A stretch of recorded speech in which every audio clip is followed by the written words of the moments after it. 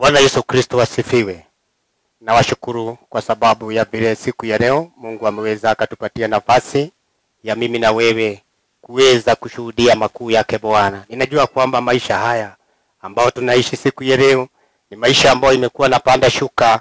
Ninajua kwamba wewe mtazamaji ambao uko mahali uliko ama mahali unaponisikiliza, hii dunia ambayo inaitwa dunia hii ambayo iliumbwa na Mungu iko na changamoto nyingi sana. Nimeshaona hata watu wamesoma bado wako na changamoto, watu wako na pesa bado wako na changamoto. Lakini siku ya leo, wewe ambaye siku ya leo Mungu anatupatia nafasi ya kuweza kushiriki neno la Bwana, najua kwamba haitakuwa kawaida bali Mungu ataweza akakubadilisha. Najua hata watu wamekuwa kila makanisani lakini bado wako na shida. Najua watu wako kwa biashara lakini bado wako na shida. Wengine wakasema ya kwamba waoe lakini bado wako na shida tu. Wengine waolewe bado wako na shida. Na hata siku ya leo wengine watanitazama siku ya leo, wengine watanisikiliza siku ya leo na maisha yao itakuwa ya kupinduka.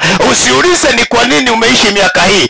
Ni kwa sababu Mungu wako na sababu yako. Wewe mama ambao unafanya biashara pale, ninakuona venye umehangaika, lakini siku ya leo Mungu ana sababu yako na sababu yangu ya kuweza kufikia mahali tumefika.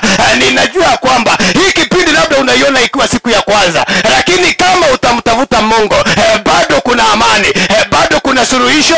Usione kama umefika mwisho, ni kwa sababu kuna tumaini, na hii tumaini itaibadi vile imani yako itakavyokuwa. Kwa hivyo mimi na wewe tunapoingia katika mafundisho na mahubiri ya siku ya leo, mahali ulipo unaponitazama, unaweza kuwa wewe ni mchungaji, unaweza kuwa hata ni ya Sunday school, na ninakujua, ninaona venye shida imekupamba, lakini wewe amini. Ninajua kwamba hata unijui, umeona tu television labda mara ya kwanza, lakini kipindi hiki siku ya leo inaenda kubadilisha mtu. Maisha haya ambayo tuko nayo ni maisha ambayo Yesu akikuchagua nawe umchague, umweke ndani ya moyo wako, bila shaka hata kuacha, atakuwa na wewe. Nataka niweze nikaomba ili mahali ulipo ukaweza ukajipanga, nami nikaweza nikajiandaa, nikaleta ujumbe mchache ambao Bwana atakuwa ameandaa ili siku ya leo tukasikie ni yapi ambao Bwana atakavyotuletea. Basi nataka tukaweza tukaomba alafu tukaendelee. Baba, katika jina la Yesu Kristo, ninakushukuru kwa sababu wewe ni Mungu kimbilio na tegemeo la kila mwanadamu. Asante ni kwa nafasi hii ambayo umenipatia. Najua kwamba si kawaida Mungu kushuka kuongea na watu wake, lakini Baba Yesu Kristo ni neema tu ambayo imetosha. Siku ya leo tazama huyo dada, tazama huyo ndugu, tazama Baba Yesu Kristo mwanarika, tazama hata na watoto wamekuwa mbele zako Baba Yesu Kristo, ni kwa sababu ya mambo ambao wanataka wafanywe na wewe. Wewe ndio umesema katika Biblia kwamba tukuite Baba na utatuitika. Tumekuwa Baba Yesu Kristo tukikuita, lakini siku ya leo Baba, kama vile tutakavyokuja mbele zako Baba, tusamehe Baba na ukatupe nguvu. Wewe uinuliwe na upewe sifa, na ni katika jina Kristo naomba na kuamini, amen.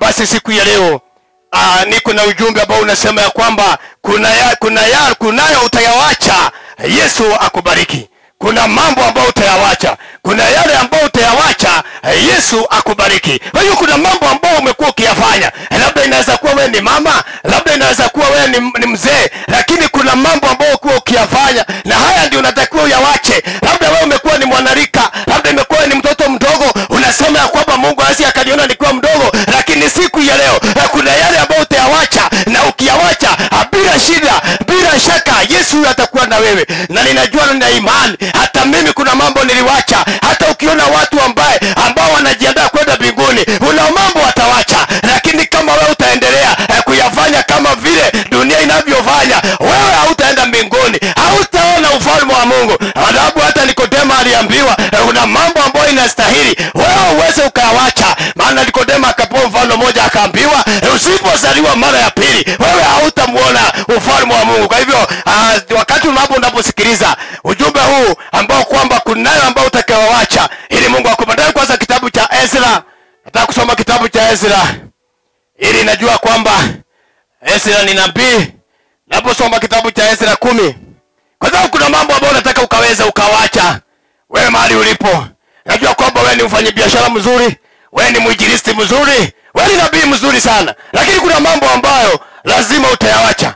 Sasa saidiwe kusoma kitabu cha Ezra 10 mstari wa kwanza, wa pili na wa tatu. Mambo ambayo unatakiwa uyawache. Basi hapo Ezra alipokuwa akiomba na kuungama, Ezra alipokuwa akiomba na kuungama, akilia, anakujiangusha kifundifundi mbele ya nyumba ya Mungu, wakamkusanyikia katika Israeli wote. Watu wakaja kukusanyika na yeye, kusanyiko kubwa sana la wanaume na wanawake na watoto, maana watu hao walikuwa wakilia sana. Hata Shekania mwana wa Yeheli, mmoja wa wana wa Elamu, akajibu akamwambia Ezra, sisi tumemkosa Mungu wetu, nasi tumeoa wanawake wageni na watu wa nchi hizi, lakini kungaliko tumaini kwa Israeli katika jambo hili. Sasa sikia hiyo maneno. Huyu ni Ezra, ni nabii, lakini watu walikuwa wamelia kijiji mzima. Naona hata Kenya saa hii watu wanalia. Hata si Kenya peke yake, mpaka America superpower bado wanalia. Hata wewe mama, ninajua kwako unalia. Haujakaa kwa amani. Hata wewe ndugu, ninajua unalia. Hata haijalishi kama ni shosho, haijalishi kama ni nyanya kiasi gani, bado kila mtu analia.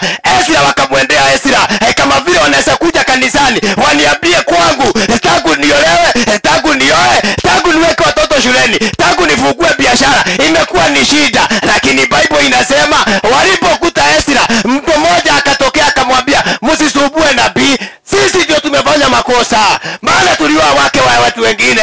Tulipoambiwa pale tusioe, wewe tukajikuta kwamba tumeoa wake wengine. Kuna mambo ambayo ulipookoka bado wewe uko nayo mpaka saa hizi, hujaacha bado. Mpaka saa hii tunakuona mpaka saa hii bado hiyo maneno unafanya. Ezra akawaambia, basi sawa, nimeyasikia. Na Ezra hakukaa na hiyo maneno, alirudia katika mstari wa 10 na 11. Sikia mstari wa 10 na 11. Ezra anawaambia, kisha Ezra kuhani akasimama. Kisha Ezra sasa anasimama sasa, akawaambia, mmekosa, mmeoa wanawake wageni, kwa sababu ya kuwa wanawake wageni, kuiongeza hatia ya Israeli. Sasa basi, kameni mbele za Bwana Mungu wa baba zenu, mkatende alipendalo, mkajitenge na watu wa nje, tena na wanawake wageni. Hawa wanawake walikuwa wameoa. Ezra akawaambia, sawa, kama mnataka kurudiana na Mungu, kama Kenya hii inataka kurudiana na Mungu, kama wewe unataka biashara yako irudi Mungu wako, lazima uache wake za wageni. Hawa wake sio wale wanazaa watoto, sio ule mwanamke ambao unamjua. Ni mambo ambayo wewe umejishikanisha nayo, yanaitanishwa na wewe. Kuna mambo lazima ufanye, kuna mambo lazima ufanye katika familia yenu, lazima kuna mambo ufanye katika kanisa lenu. Kwa sababu makanisa tumepata shida, tumeoa wanawake, sio wanawake wenye unaoa marinda. Ni mambo ambayo tunafanya kanisani. Yesu anasema siku ya leo kupitia kwa Ezra, mimi siku ya leo ndio nimetumwa kama Ezra, na ninakuambia kwamba lazima uache wake za kigeni. Kuna watu ambao umetembea nao, kuna tabia ambao umekuwa nazo. Nimekuona hata jinsi unavyopeana the giving, vile unapeana kanisani, vile unapeana kidogo kidogo, ni mambo ambayo wewe umekuwa, haleluya, wewe umekuwa wa kusema ya kwamba mimi siwezi nikapeana kiwango fulani. Ni kwa sababu kuna mke ambao huyo mke ni tabia yenye uko naye. Kuna watu wako na wake za tabia, si ule mke ambaye yako na marinda. Sijasema huyo, ninasema tabia ya kupeana. Wewe sijui umepeana aje. Na unajua Ezekieli 33 mstari wa 11, Bible inasema ya kwamba kuna kitu Mungu hapendi, kifo cha mwenye dhambi. Mwenye dhambi sijui ataenda wapi akikufa. Na siku ya leo wewe nakuona, wewe mama uko sawa sana, ninakuona. Wewe ndugu uko sawa, ninakuona. Lakini kama hutawacha huyo mwanamke, hiyo mambo ambayo unayafanya siku ya leo, bila shaka wewe utakufa kifo mbaya. Na ninajua kwamba Ezra alipokuwa akiwaambia, unasikia kwamba hakuna mtu alijibu, watu wote walinyamaza kimya. Hata siku ya leo unapolitasema mahali ulipo, ninajua kwamba hata wewe kuna mambo. Wewe mama ninakuona, wewe dereva ninakuona, wewe ambao unasikiliza hii kipindi, wewe ambao unanitazama, ninakuona mambo ambayo umekuwa nayo. Si mambo ya kufurahisha, tabia ambayo umekuwa nayo. Hebu angalia hata mavazi yenye unavaa. Wewe ninakuona tu, unapotokea ukienda Jumapili unakaaje? Hebu jiangalie. Unapoenda kuona wakwe zako unavaa namna gani? Kuna mambo ambayo hata sitakufundisha, lakini wewe uangalie. Ezra akawaambia, hii mambo ambayo umelete lazima muache. Kama unataka kubarikiwa lazima muache. Haleluya. Kumbuka, usiposikia mwanadamu hawezi ukasikia Mungu hata akisimama. Wacha nikwambie kitu moja, mwanadamu ndiye alisema ya kwamba dunia itaisha. Huyo alikuwa ni Nuhu. Mwanadamu ndiye alisema dunia itaisha. Na hata siku ya leo hakuna mambo imebadilika. Ninakuambia kwamba kama hutawacha hiyo maneno, siku ya leo utakuwa kuhangaika. Amen. Hebu angalia kwamba na tena mwanadamu ndiye alikuja kusema ya kwamba mtaokoka. kwamba Yesu alikuwa mwanadamu bado, na akaambia watu mtaokoka, na mwanadamu ndiye alisema kifo. Kama si mwanadamu ungekuwa na kifo. Siwache hii maneno, siwache hii tabia. Wewe ni tabia gani? Tabia yako ya kuongea inakaaje? Wewe sijui huwa unaongeaje? Juzi niliambia watu wanadanganya mpaka kwa simu. Unasikia mtu akienda upande anasema anaenda upande, mpaka unajiuliza huko kwa matatu gani? Unataka kwenda Naivasha, mtu anakuambia ako Gata, sijui akaelekea Kericho. Uongo mtupu. Wewe wacha hizo wanawake wale ambao umeoa, watu ya kudanganyana. Mdomo yako imegeuka mpaka watu walikuangalia kwa proto, sababu wokovu ni huu. Hii ndio wokovu ambao tuko naye, ya watu kugeuka namna hii. Tunashukuru siku ya leo kwa sababu baada ya hii kipindi utawacha hawa wanawake wenye ulioa, maana waliambiwa ya kwamba kama mtawacha haya maneno mbinguni hamuingii na mtakuwa na shida.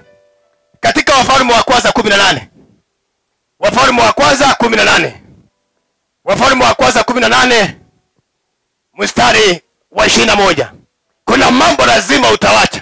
Ezra akawaambia lazima muache hawa wake mlioa, maana shida nyinyi mlijiletea.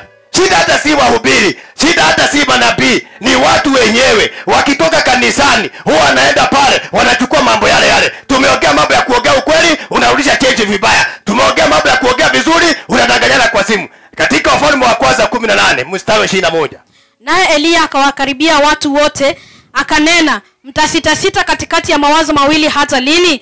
Bwana akiwa ndiye Mungu mfuateni, bali ikiwa Baali ni mungu, haya mfuateni yeye. Wale watu hawakumjibu neno.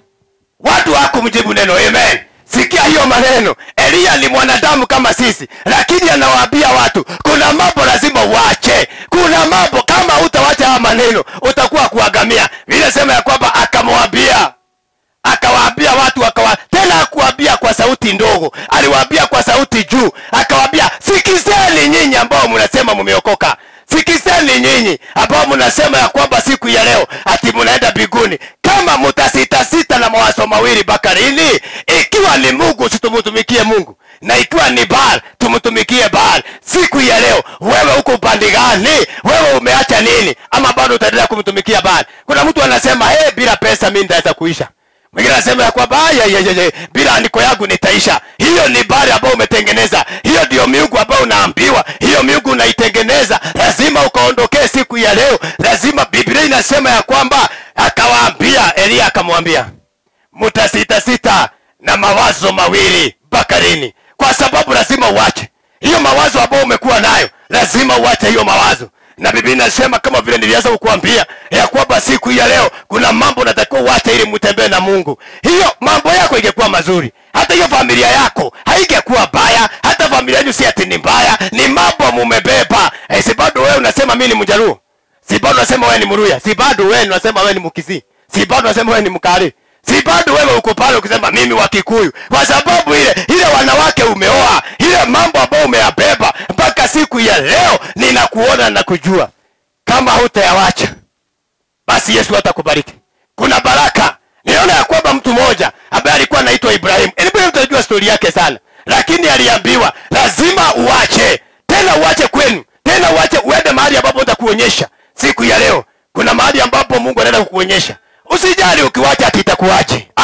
Usijali. Ninajua kwamba ukiamua utoke na labda uko na kaproti kako, labda ulifanya nini juzi, utasikiaje? Lakini Abrahamu akaambiwa, Ibrahimu sikia, hii mambo kama utawacha familia yenu, mimi sitakubariki. Na kusema ukweli, Ibrahimu alipotoka ndio alikuwa mtu ya kubarikiwa. Na hata nawe siku ya leo si usikilize tu kwa makini ya kwamba yale mambo unatakiwa uache. Mengine ni familia yenu. Umekuwa ukishikilia familia yenu sana, hata utakai kuwakosea. Afadhali ukose kanisa kwa sababu andiko yako ametembea kwako. Afadhali ukose kwenda ushirika kwa sababu kuna ndugu wamekutembelea ndani wa familia yenu. Wewe endelea kushikilia tu familia. Ninakuona wewe ndugu, ninakuona wewe mama, ninakuona hata wewe mtoto, ninaona hata mwanalika, ninawaona. Lakini Ibrahimu akasema ya kwamba hiyo siwezi nikakubali, lazima nitaondoka. Haleluya. Ninajua kwamba kuna uwezekano ya mimi na wewe kuacha mambo kama vile Ibrahimu aliwacha. Haleluya. Tuende katika kitabu cha Luka 15.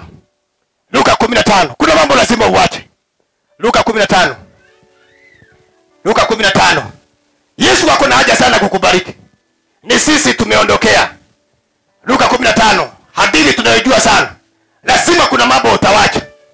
Luka 15 mstari wa 17 na 18.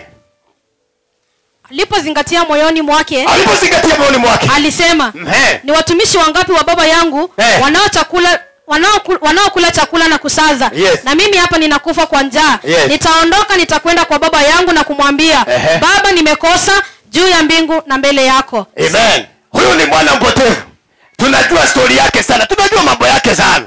Alikuwa ameitisha pesa kwa sababu na kweli ilistahili, ni sawa tu. Aliitisha pesa na akaenda nayo. Lakini alipoenda vile alitakiwa tumie hiyo pesa, hakutumia hivyo. Lakini alipoenda akaajiriwa, akaona ya kwamba hii mambo nimekumbana nayo, ni afadhali niawache. Kuna watu siku ya leo si ati walizaliwa wakiwa vipofu, lakini wamekuwa vipofu kwa sababu yale mambo walienda kuchukua.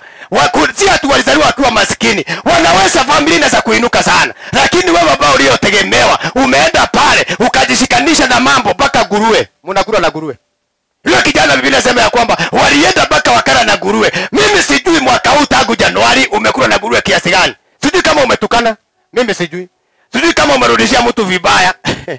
Jana nilikuwa na mtu mmoja akaniambia hivi, hata siye kuniambia. Alipigiwa simu na akakasirika na hajachukua hiyo simu, lakini anakasirika na inalia kwa mfuko. Na anakasirika na hajachukua hiyo simu. Kuna watu wako saburi hiyo. Kuna watu walienda pale, hata ikawa walinunua simu, hata ikawa wako na simu kubwa, lakini wamekuwa hapo, wamekwama. Lazima utoke pale. Biblia inasema ule kijana mwana mpotevu akasema, nitatoka, nitaenda kwa baba yangu, kwa sababu hii maneno nimekuwa nayo, nimekuona. Kuna mtu anapenda fashion fulani ya nguo. Kuna mtu anapenda fashion fulani, na mimi sina ubaya na hiyo, lakini kuna mambo itakubidi utoke. Maana ule kijana alikuwa anafaidika sana, lakini alijikuta akikula na nguruwe. Wewe sijui uko aje. Unaweza kula nitasema ni sawa, lakini sijui unakaaje. Sijui maisha yako imeenda mpaka wapi. Yule kijana mpotevu akamwambia baba yake, kwanza nafurahia sana kwa sababu baba yake ndiye alimuona kwa habari. Sio yeye aliona baba yake, lakini baba yake ndiye alimuona kwa habari. Akasema amewacha, na ni kweli huyu mama sasa ametoka kwa mshene. Hiyo mshene inanifurahisha sana. Mtu ametoka kwa mshene. Bible inasema ya kwamba ati Mungu ndiye atakukimbilia, na Bible inasema akaumbusu sana. Kwa hivyo yule mtu ambaye kuna mambo utawacha na hautahangaika tena. Ile mambo inakusumbua, hiyo kazi unatafuta, hiyo biashara unang'ang'ana, hiyo kesi unang'ang'ana, kuna mambo ambayo utawacha. Na ukiawacha, Bible inasema yule kijana mwana mpotevu alipokuwa akienda nyumbani, baba yake ndiye alimuona mbele na akakimbia. Bible inasema akamrukia kwa mabega, akaumbusu sana. Sijui ni kitu gani wewe unafanya. Wewe bado unaitwa mama.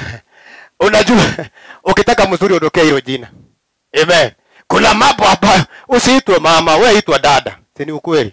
Wewe itwa dada wa Yesu. Mama alifanya dhambi pale shamba la Eden.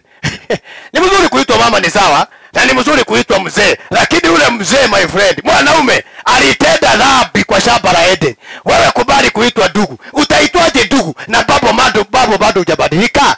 Bado hujabadilisha hiyo maneno. Utahitajwe dada. Na wewe matusi ni number 1. Wewe hata kama watu wanakupenda wenu, lakini bado maisha yako iko mbaya, inahatarisha. Na ndipo akasema, ndio huyo kijana akasema ya kwamba nitaenda kwa baba yangu. Ninajua kwamba mimi ndio nimejipoteza. Ni kwa sababu wewe usipojua ya kwamba uibaji wako ungekuwa mzuri sana, lakini kuna mambo umebeba. Uibaji wako ungekuwa mzuri sana, lakini ile mambo inasemawa kwa roho yako. Unajua siku hizi watu wameokoka roho, lakini roho, lakini matendo yao iko bali.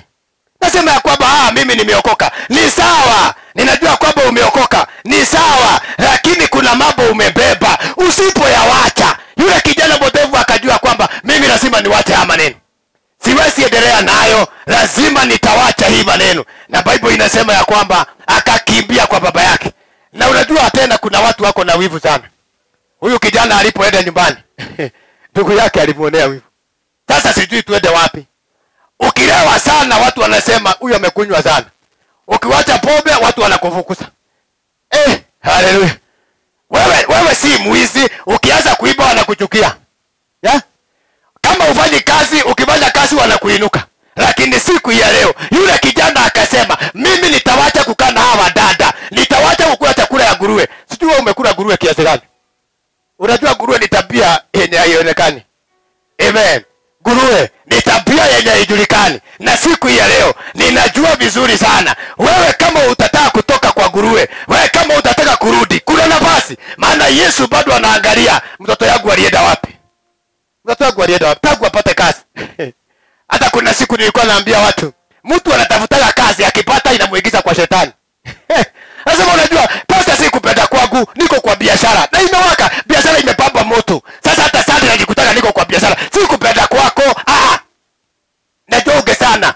Lakini ninaona ya kwamba sijui tu kose kuombea watu biashara. Maana ikifunguka tena wanapotea. Lakini wewe najua kwamba wewe ambao unanitazama siku ya leo, wewe Mungu akikuinua, kwa sababu ninakuona dada venye umelia, ninakuona ndugu venye umelia, ninakuona biashara yako karibu ufunge, ninakuona venye wamekuinuka, ninaona venye walisema kipawa yako haina maana. Lakini ukiwacha yale mambo na kukanya siku ya leo, maana watu wapendi kukanywa. Watu wanakasirika sana wakikanywa. Mtu akiambiwa kanisa inafunguliwa saa 4, yeye anakuja saa 6. Ama saa 5. Watu wataki kuambiwa ya kwamba hii kanisa, watu wataki kuambiwa ya kwamba kanisa lenu mahali unaenda wewe. Wewe ambao unanitazama, wewe labda hata kanisa kwenu ulifika saa 5 na nyinyi mnaijaga saa 3. Ulikuwa wapi watu wakiomba? Ama wewe umeajiri watu kanisani kupanga viti? Ulikuwa wapi wewe unanisikiza? Wewe unanisikiza, uko wapi siku ya leo? Lakini najua kwamba utayawacha. Katika kitabu cha Yohana 4. Kitabu cha Yohana 4. Kitabu cha Yohana 4. Kuna mambo utawacha. Kuna watu Yohana 4 mstari wa 27 mpaka 30. Yohana 4 mstari wa 27 mpaka 30. Mara hiyo wakaja wanafunzi wake, wakastaajabu kwa sababu alikuwa akisema na mwanamke. Lakini hakuna aliyesema unatafuta nini? Au mbona unasema naye? Basi yule mwanamke akauacha mtungi wake, akaenda zake mjini akawaambia watu, "Njooni mtazame mtu aliyeniambia mambo yote niliyoyatenda. Je, haimkini huyu kuwa ndiye Kristo?" Basi wakatoka mjini wakamuendea. Basi wakatoka mjini wakimwendea yeye. Amen. Ebu angalia hapa. Huyu dada ananifurahisha. Huyu dada hakuwa ameokoka. Huyu dada alikuwa kama Bible inasema Yesu alipomkuta kwenye kisima alimwambia, "Nionyeshe mume wako." Biblia inasema akaambia Yesu, "Mimi niko namba 5." Yesu akamwambia, "Hata huyo mmoja hujatosheka naye, bado utaenda 6 7 8 9. Bado utaenda mpaka 10." Lakini Bible inasema wanafunzi walipofika pale, kwanza walishangaa. Yesu anapiga story aje na kahaba? Yesu anapigaje story na kahaba? Lakini huyo kahaba anakugojea. Kuna watu wako tauni hii, kuna watu majirani zako, hata kanisa wajaenda mwaka huu, lakini haujawakuta. Kuna watu na rika yako, wewe hujawaongelesha, wewe hujasema lolote. Kuna mtu ana biashara ako karibu na wewe, lakini hujamwambia mambo ya Yesu. Na ndipo Yesu akaingia pale, akamwambia, "Mama, sikiliza. Hii maji tunayokunywa tunaweza kuwa tukikosa kuja hapa kila siku. Na tukiwacha kukuja kila siku, ninajua kwamba maji ambayo utakayoyapata, kuna watu wakipata maji katika biashara zao hawatahangaika tena. Kuna watu wakipata maji siku ya leo, kama vile ule mama alipata, na alipopata ile maji, Bible inasema alipoambiwa hiyo, hata hakubeba hiyo maji tena, aliwacha mtungi pale. Kuna watu wanakutisha kazini kwa sababu bado kuna mtungi. Unatishwa kwa utafutwa, unatishwa biashara itafungwa, unatishwa kila wakati kwa sababu bado uko na mtungi unangoja kubeba maji. Wacha na mtungi, kuna mambo ambayo unatakiwa uyawache. Na alipowacha haya mambo, bila shaka na ninajua na naelewa, alipo haya Bible inasema ya kwamba alifika pale na akawaambia kwamba, "Njooni mkaone huyu. Njooni mkamuone huyu Yesu." Inaweza kuwa huyo ndugu yako ako pale analewa. Inaweza kuwa ndugu yako mwizi. Inaweza kuwa siku ya leo ndio siku yako umbadilisha. Wewe najua hujabadilika, uko na chisel. Unajua ile batasi watu wanachimbaga nayo. Uliingia kanisani na chisel. Sasa meli inaenda wewe unachimba shimo. Kuna watu wako na drill, wanachibua na wako juu ya maji. Wanataka waingie waseme nilijua huyo ndugu nilijua hawezi. Na kumbe wewe ndio ulibeba haya maneno. Amen. Ninajua kwamba ile mambo ambayo umevuka upande ule, ninajua kwamba wewe usibebe hiyo. So unajua hata Petro alikuwa na kisu katika kanisani. Wacha hiyo kisu, wacha hiyo matusi ambayo unakuwa nayo. Na ninajua kwamba Mungu amekubariki. akubariki na kutenda wema.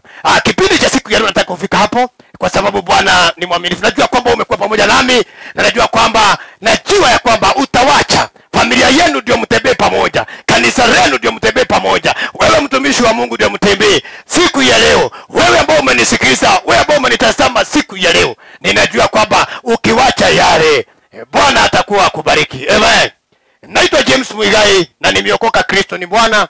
Kila wakati ambapo nakuhudumia, namba ya simu iko pale, unaweza ukanipigia simu na naweza nikaomba na wewe. Na ninapoomba na wewe, usijali mahali ulipo, usijali shida zenye uko nazo, wewe kubali ya kwamba utayawacha, maana ukiyawacha yale utakuwa kubarikiwa. Amen.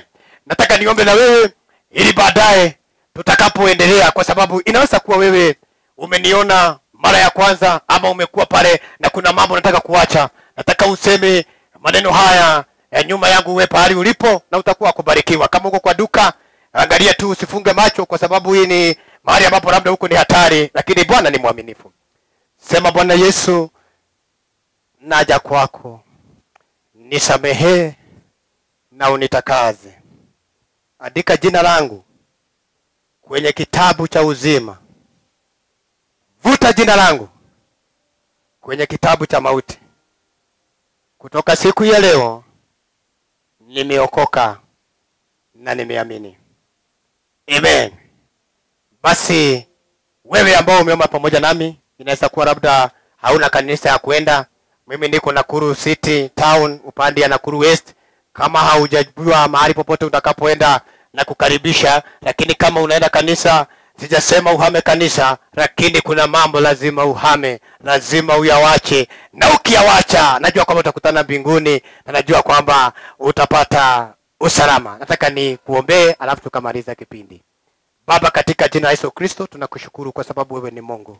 Asante Kristo kwa mapenzi yako mema ambao umenipatia dakika hizi za kunena nawe. Si kawaida, bali imegharimu mkono wako. Ili Baba Yesu Kristo, huyo mtazamaji na msikilizaji tumekuwa na yeye, basi ukamuinue na ukamrudie. Mfundishe jinsi ya kuacha yale yote ambao Baba inaweza kufanya asiingie mbinguni. Uinuliwe na hata upewe sifa. Na ni katika jina Kristo ni mkombozi Baba naomba na kuamini. Amen. Basi asanteni sana kwa wewe ambao umepata nafasi ya kunisikiliza.